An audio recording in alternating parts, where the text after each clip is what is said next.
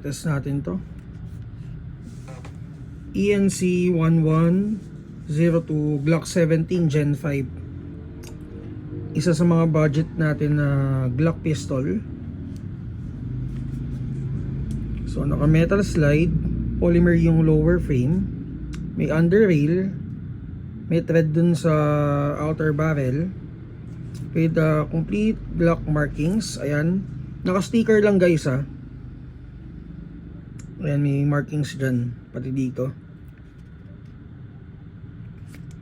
And then mag capacity is standard na 26 rounds. Firing mode is semi-auto.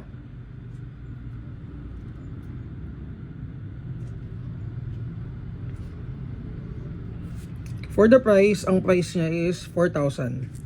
Makikita nyo to sa budget meal folder natin. Sige, test ko na. 318, 313,